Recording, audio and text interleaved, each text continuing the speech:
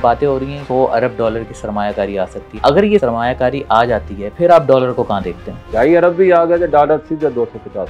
Sir 100 छोड़ें, अगर 50 भी आ गई तो फिर तो 150 भी समझें। शब्बर ज़ैदी साहब उन्होंने ये कहा है कि ये एक्सचेंज कंपनियां जो हैं वो बंद हो जानी चाहिए, क्योंकि दुनिया में कहीं भी दुबई के अलावा एक्सचेंज कंपनियां नहीं होती। शब्बर ज़ैदी साहब पंगे लेने में बड़े माहिर हैं। वो पहले तो पाकिस्तान का पंगा लेते रहे कि पाकिस्तान डिफॉल्ट करने वाला, पूरे 2 साल उन्होंने यही डिडोरा पीटा है। नया पंगा उन्होंने ले लिया, शोशे छोड़ दिए। कतर में 200 एक्सचेंज कंपनी है, सऊदीया में 74 है, बांग्लादेश में 89 है। इस आदमी को खुद इतना नहीं पता, दुनिया को नॉलेज झाड़ रहता। डॉलर का रिवर्स गेयर लग चुका है, कहाँ जाके रुकेगा? 300 भी आज तोड़ दिया, अबला 290 है, 270 है, फिर 250 है। आर्मी चीफ जो है वो डायरेक्ट इन्वॉल्व हुए। आपको कोई टारगेट दिया गया था? अपील की थी चीफ ऑफ आर्मी स्टाफ से, इंटरवीन की जरूरत है। ब्लैक मार्केट का मुकाबला नहीं कर सकते, आप उनको पकड़े। 9000 अरब रुपया इन माफिया के पास पड़ा है। ये इतने पावरफुल हैं कि कभी डॉलर में घुस जाते हैं, कभी गोल्ड में घुस जाते हैं, कभी चीनी में, कभी आटे में। पाकिस्तान उनके रहम करम पे रहा तो पाकिस्तान कभी तरक्की नहीं करेगा। कितना डॉलर लोगों के पास डंप हुआ हुआ है, तिजोरियों में भरा हुआ है, घरों में पड़ा हुआ है, उसकी क्या मालियत होगी? 4 से 5 बिलियन डॉलर तो पड़ा ही होगा कम से कम। स्मगलिंग की क्या सूरत हाल है? स्मगलिंग तभी होती है जब बॉर्डर खुलते हैं। पिछले 30 साल में 180 अरब डॉलर पाकिस्तानी बैंकों से गैर मुल्की बैंकों में ट्रांसफर हुए। डॉलर का रियल फेस क्या है, कितने पे ट्रेड होना चाहिए? अब जो डॉलर की से जो पैसा निकलेगा वो कहाँ लगेगा? जैसे गोल्ड में जाएंगे या फिर ब्लैक मार्केट से दोबारा डॉलर खरीदेंगे जब रेट गिर जाएगा। बिल्डर भी बहुत बड़ी माफिया बन जाएगी, बहुत पैसा ये बाहर ले जा चुके हैं। इसके ऊपर भी क्रैकडाउन होना चाहिए। हुकूमत ने बैंकों को भी कहा है कि अपनी जो एक्सचेंज कंपनियां खोल के डॉलर का लेन देन करें, तो इससे आपका काम मुतासर नहीं होगा? पहले भी ऑलरेडी नेशनल बैंक और हबीब बैंक की ब्रांचें मौजूद है और वो ऑलरेडी एक्सचेंज वो कामयाब नहीं हुई। तो पाकिस्तान में रात को आप अरबपति के सब आप जेल में होंगे। तो ये चीजें प्रैक्टिस से खत्म होनी चाहिए। कंपनी को बंद न करें, कंपनी को बंद करना मुल्क को बंद करने के मुताबिक है। आप लोगों ने डॉलर सरेंडर किए हैं स्टेट बैंक? 40 मिलियन अभी तक हम क्या पिछले 4 दिन में कर चुके हैं। 5000 का नोट बंद होना चाहिए? बंद होना चाहिए, फौरन बंद नहीं होना चाहिए। कम से 2 से 3 साल पब्लिक को देना चाहिए ताकि इसका नेगेटिव इम्पैक्ट ना आए। जिसके पास भी करोड़ से ऊपर रुपया है वो सीधा दुबई जा रहा है। पिछले 6 महीने में 3000 कंपनियां नई खुली, ये बड़ी खतरनाक बात है।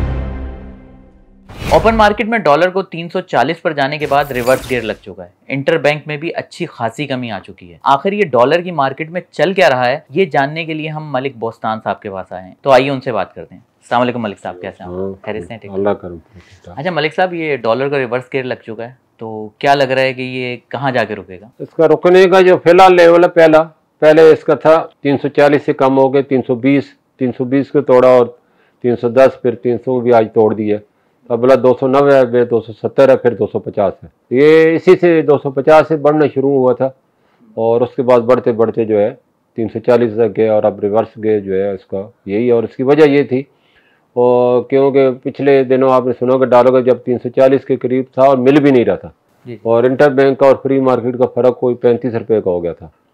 और उस वक्त फिर मैंने आर्मी चीफ साहब से रिक्वेस्ट की, उनको मैंने बताया कि जितनी भी लॉ इन्फोर्स के हेड हैं उनसे बात की कि कितनी भी एक्सचेंज कंपनी बड़ी मार्केट है उसके बाहर ब्लैक मार्केट में कितनी जरूरत बढ़ गई है। अब वो बाहर आके खड़े हो गए, उनके कारिंदे जो भी कस्टमर आते हैं हमें करेंसी दें, उसको वहीं से घेर के अपने खुफिया दफ्तरों में ले जाते हैं और हमसे ज़्यादा रेट ऑफर करते हैं। और 90% मार्केट पे उन्होंने काबू पा लिया, सप्लाई उनके पास चली गई है रेट ज़्यादा होने की वजह से। और इसी वजह से इंटर बैंक और फ्री मार्केट का रेट बढ़ता जा रहा है। अगर इन लोगों को पाकिस्तानी रुपए के रहम करम पे छोड़ दिएगा, पाकिस्तानी रुपए का फिर कोई हाल नहीं होगा। तो उसको जो है आप रोकें, इनको खिलाफ एक्शन लें। तो उन्होंने बड़ी मेहरबानी की, फौरी टास्क फोर्स बनाई और उसके बाद आपने उन्हें छापे मारे, लोगों को पकड़ा और अल्लाह का शुक्र आज डॉलर का रेट जो है गिरते गिरते 300 से भी नीचे आ गया।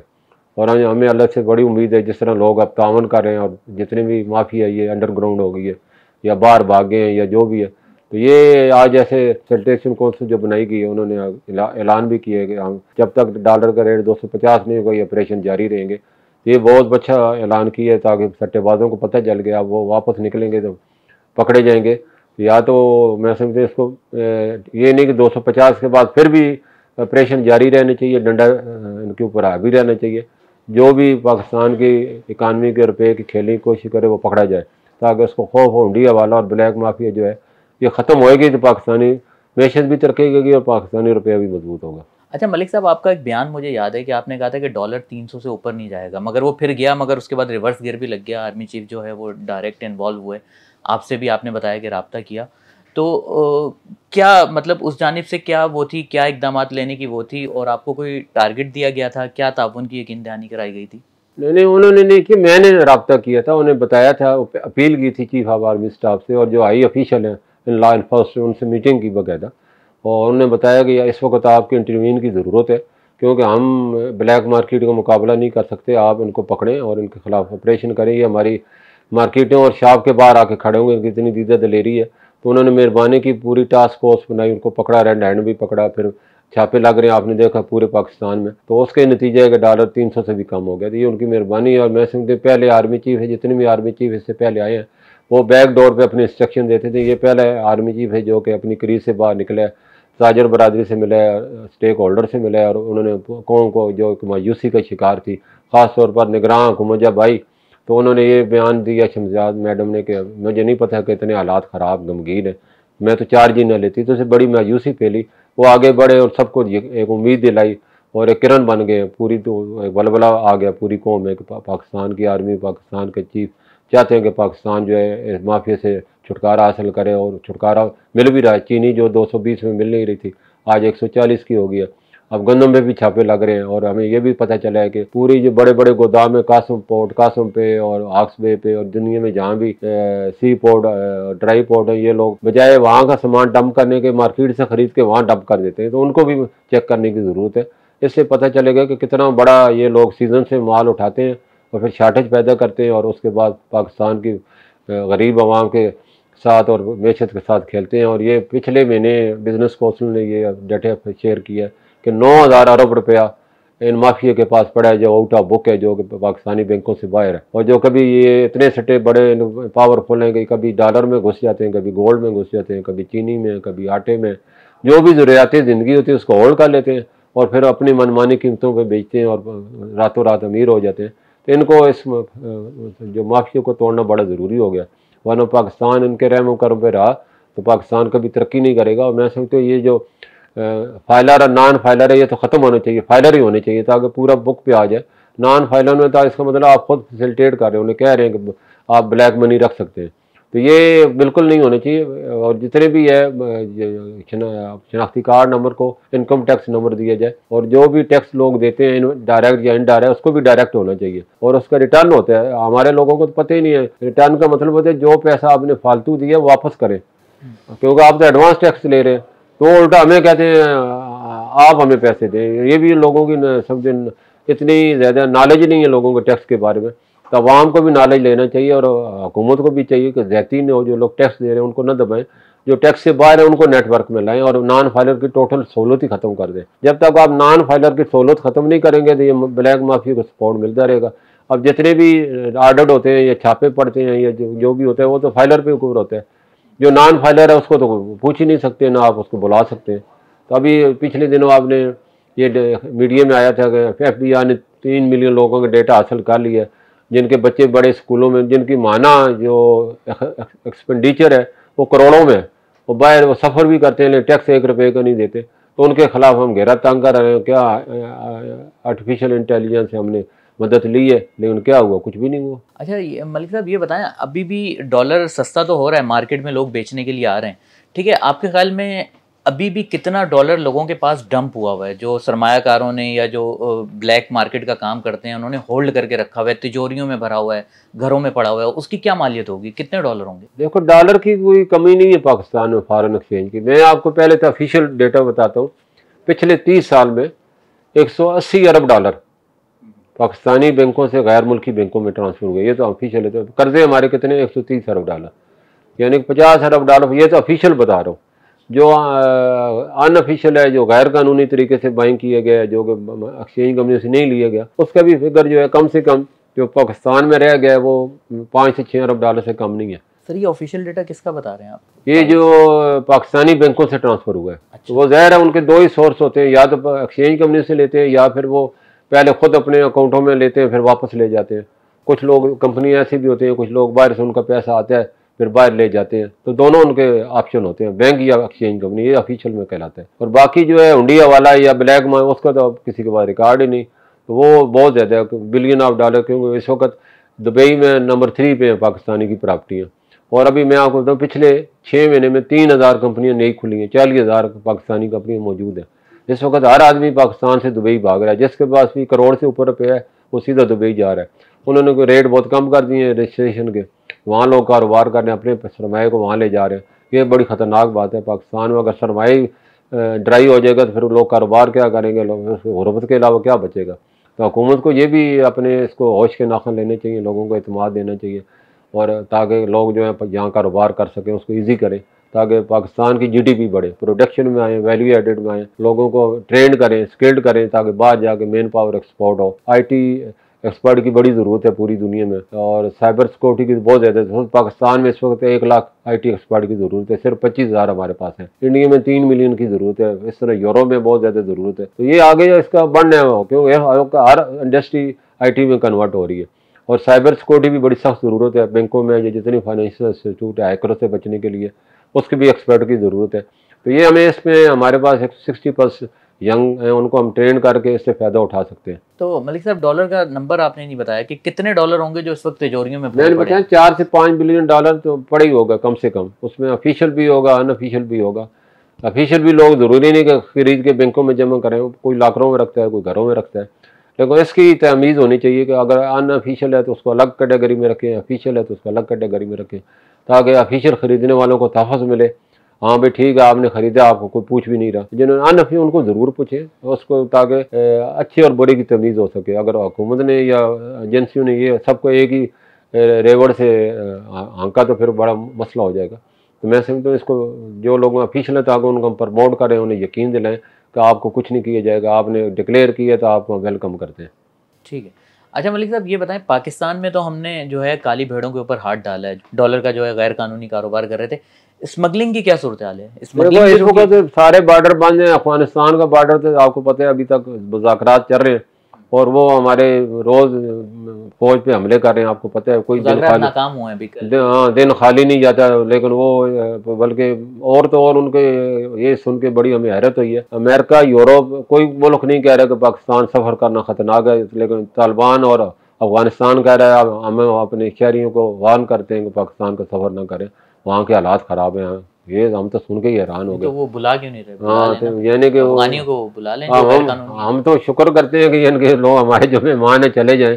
हुकूमत भी मेरे ख्याल आप कोशिश करेगी कि इनको वापस भेज दिया जाए, क्योंकि तलकात इस तरह के नहीं रहे। वो हमें बड़ी उम्मीद थी कि हुकूमत को और आवाम को या तालिबान की हुकूमत आएगी, कोई ठंडी हवा आएगी, लेकिन गर्म हवाएं आ रही हैं। डेली जो है वहाँ से अटैक हो रहे हैं। तो तालिबान कहते हैं हमारे पहुँच से बाहर हैं टीटीपी वाले। तो अब ज़ेर है ये उनको, उन्होंने बल्कि पिछले जो हमारी टीम गई थी तो हमने मीडिया में तो यही आया था कि उन्होंने कहा कि हमें कोई पैसे दें, हम इनको दूर कहीं फेंक देते हैं यहाँ से सरहदों से उठा कर। वो भी पैसे आप दें, हमारे पास तो पैसे नहीं कि हम इनको कंट्रोल कर सकें। तो ये ऐसी चीज़ें मैं समझता हूँ जो पाकिस्तान और एंटी स्टेट हैं, और पाकिस्तान को जो इस वक्त तोड़ना चाहते हैं इंडिया ख़ास, और वो इसकी पूरी कोशिश है कि पाकिस्तान के अंदर अफगानियों को, हुकूमत को और पाकिस्तान को आपस में लड़ाई कराई दी जाए, और ताकि ये किसी तरह वार में आकर अपने एक दूसरे के ख़िलाफ़ हो जाए।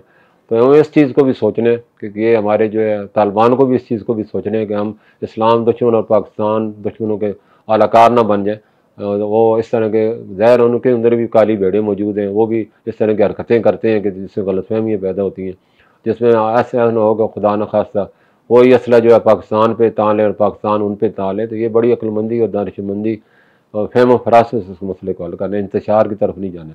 तो आप ये कह रहे हैं कि स्मगलिंग पे भी अच्छा खासा फर्क पड़ा है, फिलहाल रुक चुकी है या? बिल्कुल, बॉर्डर सील है ईरान के जैसे डेटा आया है कि पूरी हर चीज़ पे स्मगलिंग जो है रुक चुकी है, और कोई भी गाड़ियाँ हर जगह पे जाम हो जाएंगी। और जब स्मगलिंग तभी होती है जब बॉर्डर खुलते हैं।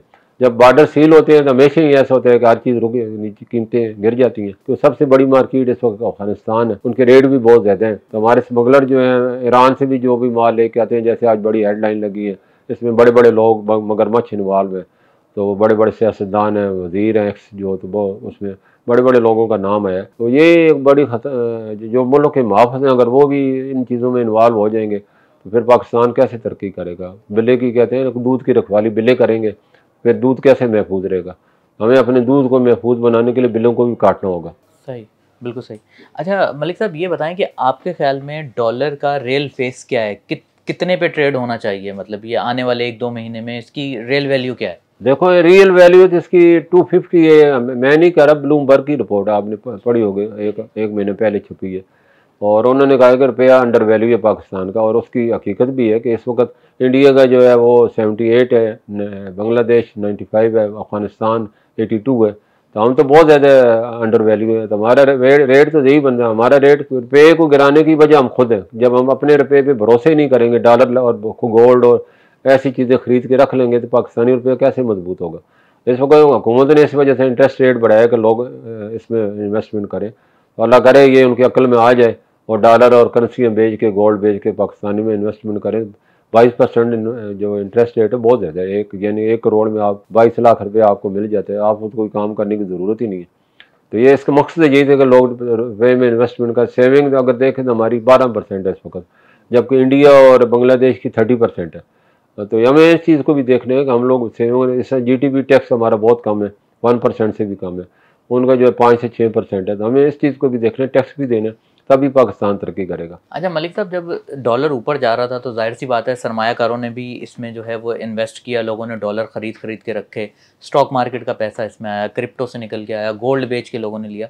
तो अब जब ये रिवर्स गियर लग गया है, अब जो डॉलर की से जो पैसा निकलेगा वो कहाँ लगेगा आपके ख्याल में? देखो अभी ये जो माफ़ी है ना, इनका तो अगर आपने हल नहीं किया, जैसे मैंने कहा, इसको आपको नॉन फाइलर के जो जब तक ये अमरेला ख़त्म नहीं करेंगे ये फाइलर नहीं बनेंगे कभी। जब आप कह देंगे जो भी इनका सोशल बाइकाट कर दें, आसान तरीका है, पूरी दुनिया में ही होता है। आप उनको वार्निंग दे दें, आप अपने आप को रजिस्टर करें, जो आपके पास मनी है ये अपने डॉक्यूमेंटेड करें, वरना आपके पास तमाम मोबाइल की, PTCL की, बिजली की, गैस की सारी लाइनें हम डिस्कनेक्ट कर देंगे। सोशल बाइकाट करें उनका। किसी एयरलाइन का आपको टिकट नहीं मिलेगा, किसी भी रेलवे आप पैदल जाएं हर जगह पे, जितनी गाड़ियाँ हैं उनको भी आपकी कैंसिल कर दी जाएंगे। तो ये खुद ब खुद सीधे हो जाएंगे। इसका हाल ही यही, इनको डंडा चलाएं तो इन पे चलाएं जो 9,000 अरब रुपये लेके बैठे हुए हैं, और पाकिस्तान का रेवेन्यू 6,000 कुछ है अरब। तो पाकिस्तान को यरगमाल बनाया हुआ है, और उसकी वजह हम खुद है, हुकूमत है जो इनको सहूलतें देती है। जितने भी इनडायरेक्ट टैक्स है ये क्या है, पाकिस्तान को थोड़ी मिलता है। ये तो जो बड़े बड़े जितने भी स्टोर हैं, ये माफी है। 2 बुकें, एक बुक वो बेचते 1 करोड़ है, शो करते हैं 10 लाख, 9 लाख हजम कर जाते हैं, और लोगों से उसके ऊपर बड़े मजे की बात है वो सेल टैक्स भी लेते हैं 18%। उनके सिस्टम में ऑटोमेटिक होता है, लेकिन वो शो ही नहीं करते, उनके 2 कंप्यूटर चल रहे होते हैं। तो इन चीज़ों को भी देखें। ये जब ये चीज़ नहीं होगी, सीधा सीधा आप जो शनाख्ती कार्ड है उसको लिंक करें हर स्टोर के साथ, हर परचेज के साथ, तो खुद ब खुद ये चीज़ें सीधी हो जाएंगी, और लोग जो है इसके जो नाजायज़ फ़ायदा उठाते हैं वो भी ख़त्म होगा, टैक्स भी बहुत ज़्यादा बढ़ जाएगा। मलिक साहब, ये पैसा कहाँ जाएगा जो डॉलर से अब निकल रहा है? आपके ख्याल में प्रॉपर्टी में लगेगा, क्रिप्टो में जाएगा, स्टॉक में जाएगा? क्या देखो अभी स्टॉक में असूली तौर पर, लेकिन स्टॉक ने भी जो इस वक्त बंद की हुई है दरवाजे, जो लोग हैं अपने नॉन फाइलर हैं उनका दरवाज़ा तो बंद है ना इस वक्त। उनको फाइलर को नहीं, नॉन फाइलर काम कर सकता है स्टॉक में, वो उसका कैपिटल गेन टैक्स ज़्यादा देता है, वो टैक्सेस ज़्यादा हैं उसके, मगर नॉन फाइलर काम कर सकता है। नहीं, हमें अभी तो इन्होंने पाबंदी आई है, नहीं लगाई गई, मुझे नहीं पता, लेकिन आप जो भी उसको वाइट मनी से खरीद सकते हैं, ब्लैक मनी से नहीं खरीद सकते। हाँ, वाइट से खरीद सकते हैं, थ्रू बैंक के जरिए आप ब्लैक मनी फिर नहीं आएगा ना, ब्लैक मनी तो बैंक को आती ही नहीं है। स्टॉक मार्केट तो पूरा रेगुलेट है, दरवाजा बंद है ना, फिर नहीं आ सकते। अब ज्यादा गोल्ड में जाएंगे या फिर ब्लैक मार्केट से दोबारा डॉलर खरीदेंगे जब रेट गिर जाएगा उसके, और उनके पास कोई रास्ते ही नहीं है। प्रॉपर्टी वैसे बैठे हुई है, हुकूमत ने टैक्स ही इतने ज़्यादा कर दिए, और E7E जो फार्म दिया है उसमें तो लोग आ ही नहीं रहे। अब प्रॉपर्टी बिल्कुल बैठ चुकी है, तो हुकूमत उसको भी मैं समझो रिवाइज़ करना पड़ेगा। और इस तरह की अगर प्रॉपर्टी भी बहुत बड़ी सनत है और उसमें बहुत बड़ा पैसा लोगों का लगा हुआ है, और लग भी सकता है। लोग 3 ही चीज़ों में लगाते हैं, गोल्ड में, प्रॉपर्टी में और डॉलर में। स्टॉक में आ नहीं सकते, तो उसको हुकूमत को उससे प्रॉपर्टी बैठती है तो आपको बाकी 75 इंडस्ट्री बैठ जाती है। अब देखो ना, काम आपका नहीं हो रहा, सारी चीज़ें जो है आप ठप पड़ी हैं। तो आप प्रॉपर्टी को भी दें लोगों को, और उसको कंप्यूटराइज करें। सबसे पहले ये ओवरसीज पाकिस्तानी वो सबसे ज़्यादा पैसा प्रॉपर्टी में लगाना चाहता है, और उसके लिए उसको सेफ्टी चाहिए, कंप्यूटराइज हो ताकि उसकी ज़मीनों में कब्जे ना हो, उसको जो भी प्रॉपर्टी हो साफ़ सुथरी हो। हमारे जो है प्रॉपर्टी बेचारे लेते हैं तो वो या तो वो 2 नंबर होती है, या फिर अगर किसी से फाइल लेते हैं तो वो जो बिल्डर है वो कंस्ट्रक्शन ही नहीं करता।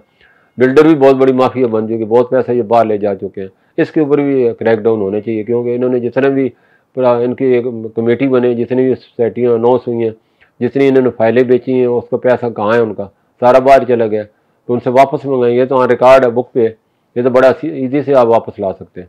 तो हुकूमत ने जो है B कैटेगरी की जो एक्सचेंज कंपनी है उनके ऊपर भी शराइत बढ़ाई हैं, तो बैंकों को भी कहा है कि वो अपनी जो एक्सचेंज कंपनियां खोल के डॉलर का लेन देन करें, तो इससे आपका काम मुतासर नहीं होगा? देखो 2 साल पहले स्टेट बैंक ने बी कैटेगरी को कहा था कि आप अपना कैपिटल बढ़ाएं और इसको 2 साल बाद हम आपको इसको ए में कन्वर्ट करें लाजमी, अपनी अपनी आसानी के साथ। लेकिन उन्होंने कुछ टाइम मांग लिया, आप डेडलाइन दे दी है कि इसके बाद हम टाइम लाइन नहीं देंगे।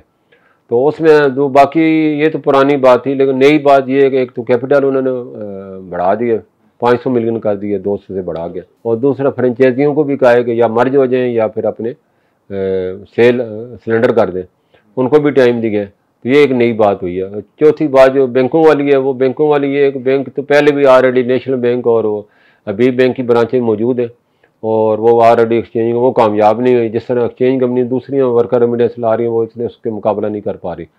अब इनको फ्री हैंड दिया है दोबारा, और अब स्टेट बैंक ने हर बैंक अपनी कम से कम 10 ब्रांचें खोले।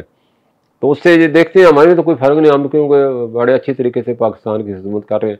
और अगर वो हमारे मुकाबले में आ भी जाए तो हमें कोई फ़र्क नहीं पड़ेगा, क्योंकि इसमें भी जो पहली 2 बड़े बैंक हैं, अभी बैंक और नेशनल बैंक, और उनका कैपिटल भी हमसे कई गुना ज़्यादा है, लेकिन वो भी हमारे मुकाबले में नहीं ठहरे, क्योंकि उनकी सर्विस इतनी नहीं है।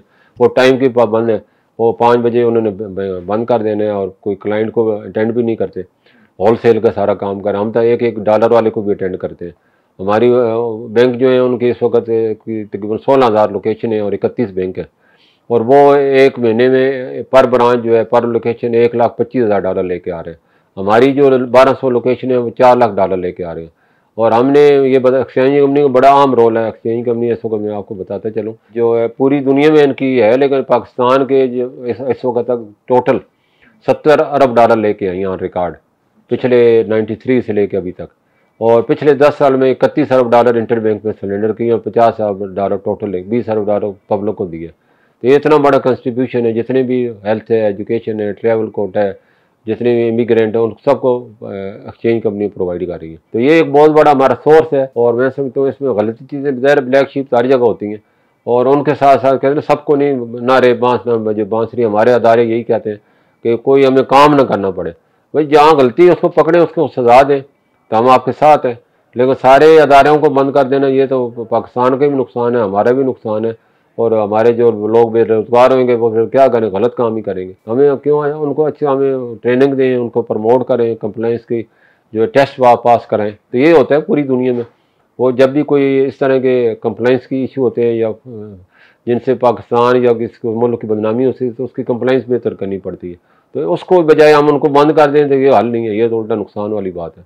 तो ये जितने भी लोग हैं फिर ये किसी न किसी इलीगल एक्टिविटी में चले जाएंगे, तो मुल्क का नुकसान और अपना भी नुकसान करेंगे। सही, यानी कि बैंकों अगर ये एक्सचेंज का काम करने लगेंगे तो आपके काम पे नहीं, हमारे ऑलरेडी 2 गए, बाकी बैंक तो ज़ाहिर है अभी भी उन्हीं जगहों पे बैंकों में ट्रांजैक्शन होती है जहाँ कोई एक्सचेंज कंपनी नहीं होती। जहाँ एक्सचेंज कंपनी होती है क्लाइंट की प्रायोरिटी होती है कि मैं एक्सचेंज कंपनी में जाऊँ। वो सर्विस भी क्विक है और फ़ौरन उसको जो है वो जो भी उसकी ट्रांजैक्शन है मुकम्मल करते हैं। जब बैंक में जाओ तो अगर एक्सचेंज कंपनी वाला 10 मिनट में कर रहा है तो वो आपको 1 घंटा बिठा के रखेगा, उसके नखरे नहीं ख़त्म होते। तो इस वजह से लोग वहाँ जाने ही नहीं पसंद करते। अच्छा मलिक साहब, जब ये डॉलर गिरना शुरू हुआ, ठीक है, पहले तो जाहिर सी बात है डॉलर की मांग ज़्यादा थी, जब से ये गिरना शुरू हुआ है तो आप लोगों ने भी कोई डॉलर सरेंडर किए हैं स्टेट बैंक में? देखो हमने आज 40 मिलियन अभी तक हम पिछले 4 दिन में कर चुके हैं। अच्छा, 40 मिलियन। और मंडे को आज क्योंकि न्यू ईयर बंद है, कल हमारे फंड आएंगे तो कल लगता है 10 मिलियन से भी ज़्यादा होएगा, 15 मिलियन तक जा सकते हैं। तो ये बहुत बड़ा कंट्रीब्यूशन है, क्योंकि आवाम जो है अब बड़े पैमाने में फ़रोख्त करने आ रही है, ख़रीदने कोई नहीं आ रहा। और ब्लैक माफिया अंडरग्राउंड है, वो सारी सप्लाई हमारी 100% बहाल हुई है। तो सारा फॉरेन एक्सचेंज अब हमारे पास आ रहा है और हम हुकूमत पाकिस्तान को इंटर बैंक के जरिए सिलेंडर कर रहे हैं। मलिक साहब, 5,000 का नोट बंद करने की दोबारा से बातें हो रही हैं, आपके ख्याल में बंद होना चाहिए?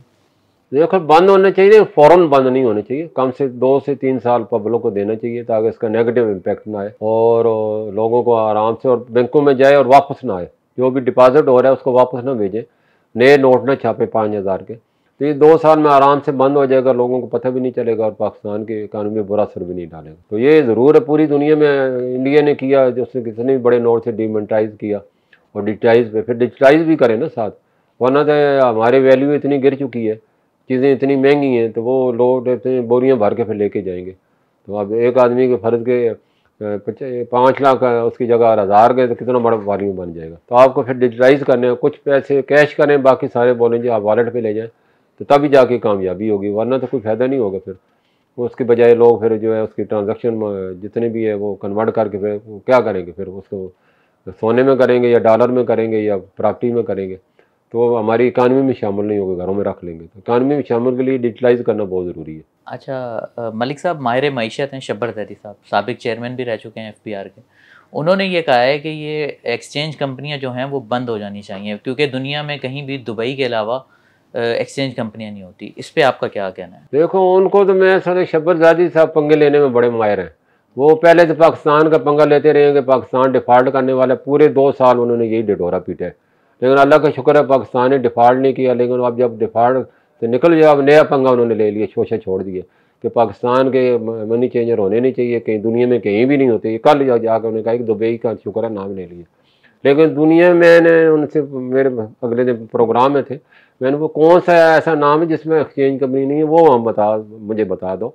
और मैंने उनको ये लिस्ट जो है मेरे पास सामने पड़ी है। मतलब वो गलत कह रहे हैं दुबई के अलावा? हाँ, पूरी दुनिया में उनको नॉलेज ही नहीं है। जिस आदमी को खुद इतना नहीं पता, दुनिया को नॉलेज झाड़ रहा था, इसके नॉलेज का ये हाल है कि इस वक्त यूके की कंपनियों का 14% जो है वो मनी चेंजर जो है वो ट्रांसफ़र करते हैं।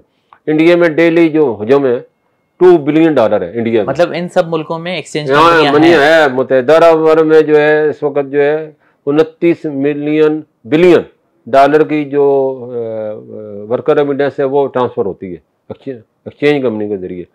सिंगापुर में 400 एक्सचेंज कंपनी है। पूरी दुनिया में जो फॉरेन एक्सचेंज कंपनी के ज़रिए वो ट्रांसफ़र होता है वो $702 अरब है। कितना बड़ा फिगर है। सिर्फ हर मुल्क की अपनी अपनी, जैसे पाकिस्तान है, हम लोग इनवर्ड भी है आउटवर्ड भी है, तो सोर्स क्या है? एक्सचेंज कंपनियाँ। इजिप्ट में 89 कंपनी है, कतर में 200 एक्सचेंज कंपनी है, सऊदीया में 74 हैं, बांग्लादेश में 89 है, दुबई में 80 हैं, मलेशिया में 163 है। चंद बड़े मुल्कों का मैंने नाम लिया। अमेरिका में हर जगह पे है। आप लोग सिंगापुर में जहाँ भी जाएँ, हांगकॉन्ग में जाएँ, चाइना में जाएँ, हर जगह एक्सचेंज कंपनी है। कोई ऐसी हमने तो कोई मुल्क देखा नहीं जिसमें एक्सचेंज कंपनी ना हो।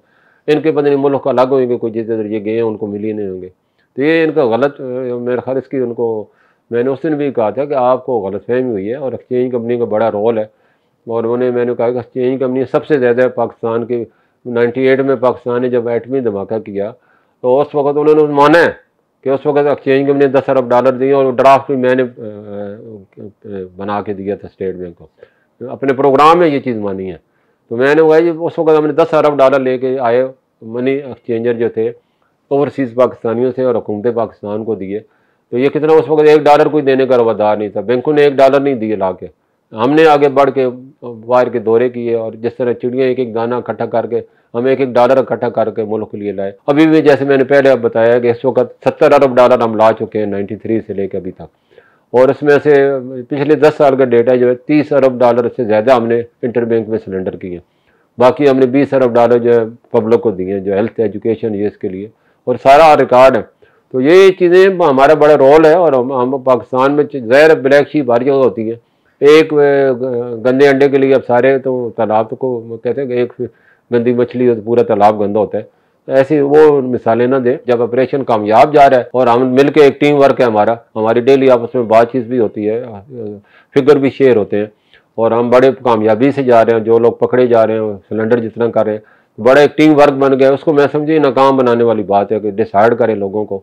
हाँ, गंदे लोगों को बिल्कुल पकड़े, हम आपके साथ हैं, लेकिन इस तरह कहने कि पूरे सेक्टर को ही क्लोज कर दें तो ये मुल्क के साथ वैसे नाइंसाफ़ी और मुल्क की दुश्मनी में शुमार होता है कि आपके इकनॉमिक सोल्जर के हम हैसियत से काम करें, उनको गए जिनको बंद कर दें तो मुल्क को फिर कौन। बाकी जो आप कहते हैं कि बैंकों के हवाले कर दिए, ये भी उनके पास नॉलेज नहीं है। मैंने उस प्रोग्राम में उनको बताया कि 1993 से पहले तो मनी चेंजर नहीं थे, सब कारोबार बैंकों के पास था। और उस वर्कर रेमिटेंस टोटल $2 अरब साल की आती थी। अच्छा, एक साल में 2 से ढाई अरब थी। और अब एक्सचेंज करने में जाइए, हमने जो है मनी ट्रांसफ़र के सारे मायदे किए, किसी बैंक ने नहीं किया था।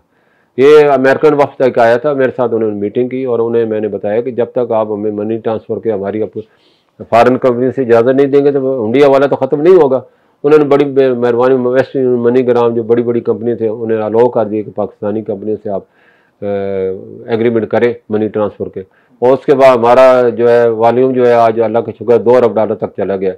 तो ये सारी हमारी मेहनत का नतीजा है, इसमें बैंक का कोई रोल नहीं है। अब इस वक्त 500 मनी ट्रांसफ़र कंपनियां जो कि PRI के बैंकों के साथ काम कर रही है, और एक्सचेंज होने के बाद सिर्फ 2.5 कंपनी है, एक वेस्टर्न यूनियन, एक मनीग्राम, एक रिया, छोटी सी कंपनी है।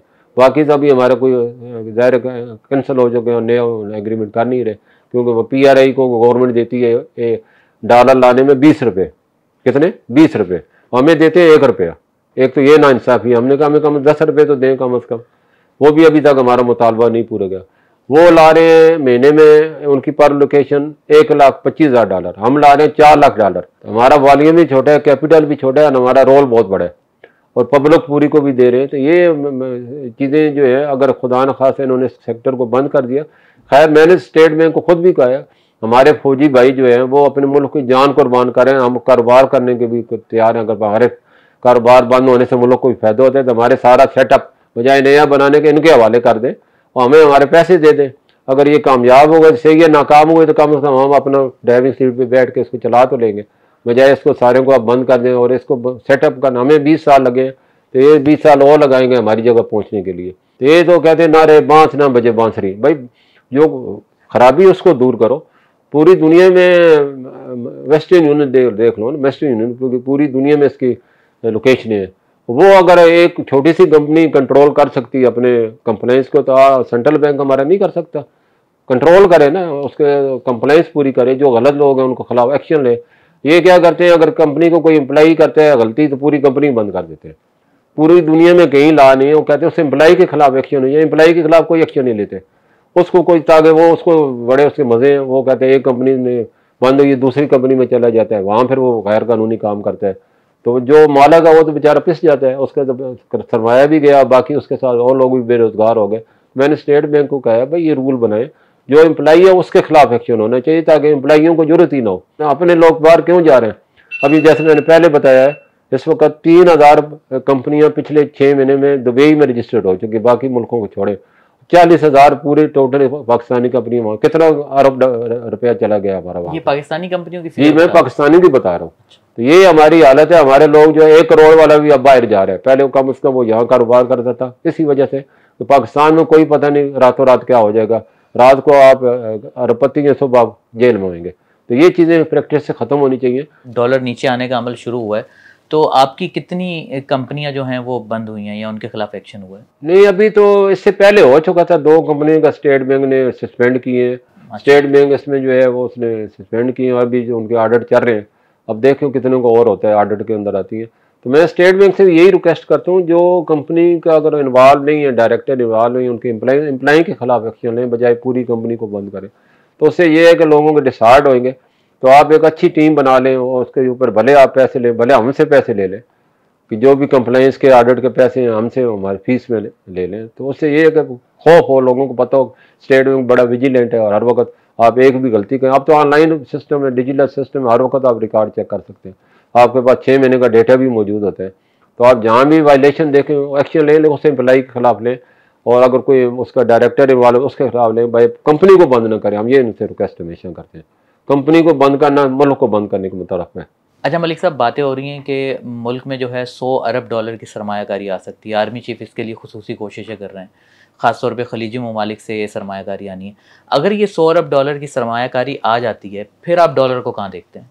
देखो अभी तो 100 अरब तो दूर की बात है, 25 अरब डॉलर जो अभी कह रहे हैं आने वाले हैं, किसी वक्त भी आ सकते हैं, 2 से 2.5 अरब, और 25 जो है अगले 5 साल में आने हैं। तो 2.5 अरब भी आ गए तो डॉलर सीधा 250 पे। अच्छा हाँ, क्योंकि ओवर वैल्यू ना इतनी पूरी, मैंने डेटा जैसे बताया हमारे रीजन में हम सबसे कमज़ोर करेंसी में शुमार है हमारी। तो हमारे लोग भी जो है अगर रुपया देखो, हमारे कर्जे कितने कम हो जाएंगे। इस वक्त हमारे जो डॉलर का बजट सेट हुआ है वो 209 पे हुआ है।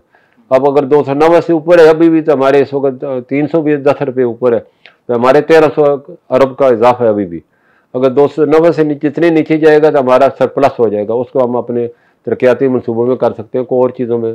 तो अगर इससे ऊपर जाएगा तो नुकसान ही नुकसान है। आपको 7,000 अरब जो आपने रखे हैं वो आपके बढ़ के 10,000 अरब भी हो सकते हैं, और अगर वो कम हो के तो 5,000 अरब भी हो सकते हैं, 2,000 अरब आप बचा भी सकते हैं। तो ये फ़ायदा होता है इसका। सर 100 छोड़ें, अगर 50 भी आ गई तो फिर तो 150 भी समझे हम। हाँ ज़ाहिर है, 50 का मतलब है 40 रुपये, 40 का मतलब खरबों रुपये आपका बचत में आ जाएगा ना। तो उम्मीद करते हैं फिर डॉलर भी 150 पे आ जाएगा अगर ये 250 से है तो फिर ये कि ज़ाहिर ये ऐसा रेट है जिसको एक्सपोर्टर भी एक्सेप्ट करते हैं, क्योंकि एक्सपोर्टर का बड़ा मसला है। वो जब भी अभी तक एक्सपोर्ट प्रोसीड नहीं ला रहा, बाकी वर्कर एमनेस्टी आ रही है, घरों से भी लोग बेच रहे हैं, एक्सपोर्टर को भी यकीन नहीं है कि डॉलर 250 को हो जाएगा, क्योंकि कई दफ़ा गया है फिर वापस हुआ है, बाउंस मारा है, तो वो कहते हैं नहीं दोबारा बढ़ेगा, तो वो इस उम्मीद पे अभी ला नहीं रहा। तो उसकी उम्मीदों में पानी तभी फिरेगा जब डॉलर वाकई 250 को होगा, तो फिर ये इसको पता चलेगा कि मैंने होल्ड करके बड़ी गलती की है।